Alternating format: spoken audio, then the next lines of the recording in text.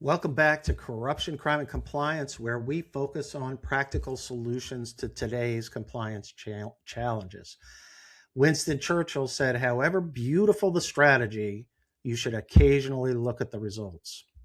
And many multinational companies have invested significant time and resources developing sanctions compliance programs. The policies are in place. Screening software has been purchased.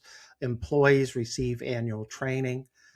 And just recently, we had OFAC, the Office of Foreign Assets Control, and the United Kingdom's uh, Office of Financial Sanctions Implementation, OFSI, not much different from OFAC. They both recently issued a joint comparative overview of their respective sanctions regimes. At first glance, it looks like a helpful side by side comparison. It's certainly useful, but I believe we are all missing the bigger picture. This isn't just another guidance document. It's actually a roadmap pointing toward the future of global sanctions enforcement. For years, companies approached sanctions compliance geographically.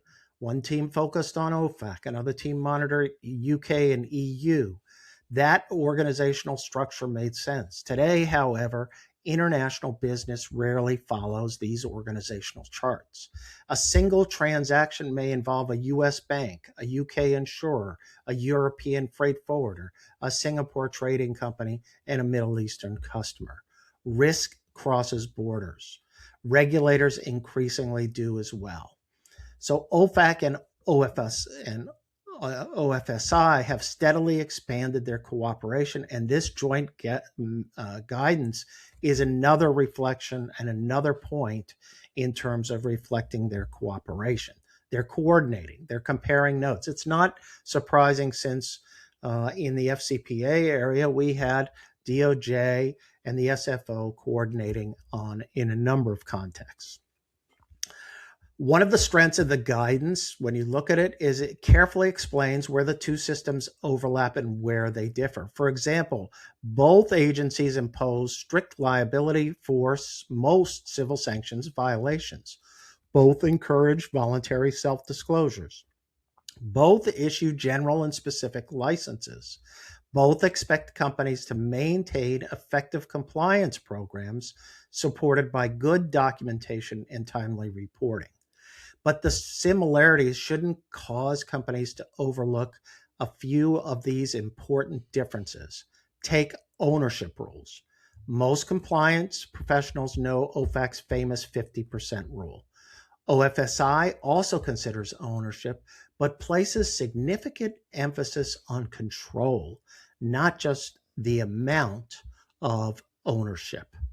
That distinction may seem technical, but there could be a situation where OFAC may view something permissible, and then OFSI may view it as, look, this is a control situation. So there can be situations where judgment, not just software screening, is important. Technology is an important tool, but technology cannot evaluate certain close situations in joint venture contexts where corporate governance may enter. There can be subtle indicators of control, and compliance professionals may have to ask thoughtful questions to get into what the governance structure really is within companies where this issue may arise. So, what should we do? First, let's think globally.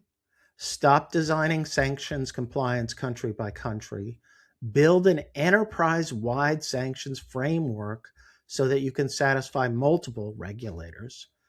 Review ownership and control procedures. Don't focus solely on percentage ownership. Understand beneficial ownership, but also understand who actually controls the business. Third, evaluate your reporting procedures. Different regulators expect different reports. Make certain your procedures reflect those differences. Fourth, invest in training, not simply annual online training. And remember that OFAC has an annual training requirement for those employees and responsible persons in the sanctions area. And finally, prepare now for increased regulatory cooperation.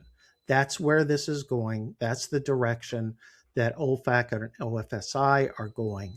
International sanctions enforcement is becoming increasingly coordinated. Companies should do the same. So this OFAC OFSI guidance is about far more than just comparing legal rules. It's really about the future of sanctions enforcement. Organizations have to continue managing sanctions compliance and should do so on a global sense, not through fragmented regional programs. And enterprise-wide compliance will lead to better performance and better solutions. Okay, folks, remember our motto, compliance isn't about saying no, it's about helping the business to say yes and doing it the right way.